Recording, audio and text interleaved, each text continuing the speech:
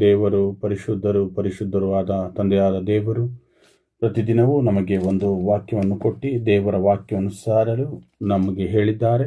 ದೇವರ ವಾಕ್ಯವನ್ನು ಪ್ರತಿದಿನ ನಿಮ್ಮ ಮುಂದೆ ಇಡುತ್ತಿದ್ದೇನೆ. ಅದನ್ನು ಓದಿ ತಿಳಿದುಕೊಳ್ಳಿ ಮತ್ತು ದೇವರ ಆಶೀರ್ವಾದವನ್ನು ಪಡೆದುಕೊಳ್ಳಿ ಎಂಬುದಾಗಿ ಹೇಳುತ್ತೇನೆ.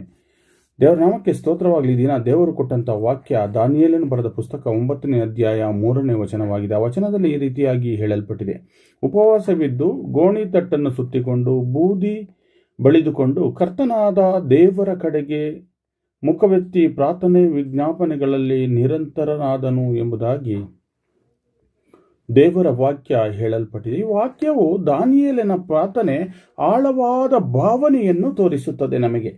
ದಾನಿಯೇಲನು ತನ್ನ ಜನರ ಪಾಪಗಳಿಗೆ ಆಗಿ ಮತ್ತು ದೇವರ ಕೃಪೆಯನ್ನು ಬೇಡುವುದಕ್ಕಾಗಿ ತುಂಬ ದೀನನಾಗಿ ದೇವರ ಕೃಪೆಯನ್ನು ಬೇಡುವ ತುಂಬ ದೀನತೆಯೊಂದಿಗೆ ದೇವರ ಮುಂದೆ ಬಂದನು ಎಂಬುದಾಗಿ ಈ ವಾಕ್ಯ ನಮಗೆ ಹೇಳಲ್ಪಡುತ್ತದೆ. ಉಪವಾಸವಿದ್ದು ಗೋಣಿ ತಟ್ಟು ಬೂದಿ ಇವು ಅವನ ಮನಸ್ಸಿಗೆ ಪಶ್ಚಾತ್ತಾಪದ ವಿನಯ ಮತ್ತು ಸಂಪೂರ್ಣ ಶರಣಾಗತಿ ಸಂಕೇತವನ್ನು ಅವನು ದೇವರ ಕಡೆಗೆ ಮುಖವೆತ್ತಿ ಪ್ರಾರ್ಥನೆ ಮಾಡಿದನು ಎಂಬುದಾಗಿ ದೇವರ ವಾಕ್ಯ ನಮಗೆ ಈ ರೀತಿಯಾಗಿ ಹೇಳುತ್ತದೆ. ಆದರೆ ಸಂಪೂರ್ಣವಾಗಿ ಗಮನ, ನಿರೀಕ್ಷೆ ಮತ್ತು ಭರವಸೆಯನ್ನು ದೇವರ ಮೇಲೆ ಇಟ್ಟಿದ್ದನು ಎಂಬುದಾಗಿ ನಾವು ಇಲ್ಲಿ ತಿಳಿದುಕೊಳ್ಳುತ್ತೇವೆ. ಇಲ್ಲಿ ನಾವು ಕಲಿಯುವುದೇನೆಂದರೆ, ದೇವರು ನಮ್ಮ ಹೊರಗಿನ ವಿಧಾನಕ್ಕಿಂತ ನಮ್ಮ ಹೃದಯದ ಸ್ಥಿತಿ ಮತ್ತು ಆಂತರ್ಯವನ್ನು ನೋಡುವ ದೇವರಾಗಿದ್ದಾರೆ. ಪಶ್ಚಾತ್ತಾಪದಿಂದ ನಾವು ಪ್ರಾರ್ಥಿಸುವುದಾದರೆ ದೇವರು ನಮ್ಮ ಸಂಗಡ ಮಾತನಾಡುತ್ತಾರೆ, ನಮ್ಮ ಪ್ರಾರ್ಥನೆಯನ್ನು ಕೇಳುತ್ತಾರೆ ಎಂಬುದಾಗಿ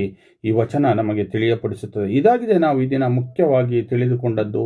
ದೇವರ ನಾಮಕ್ಕೆ ಸ್ತೋತ್ರವಾಗಲಿ. ನಿಮ್ಮ ಎಲ್ಲ ಪ್ರಾರ್ಥನೆ ಮನವಿಗಳನ್ನು ನಮಗೆ ಕಳಿಸಿ.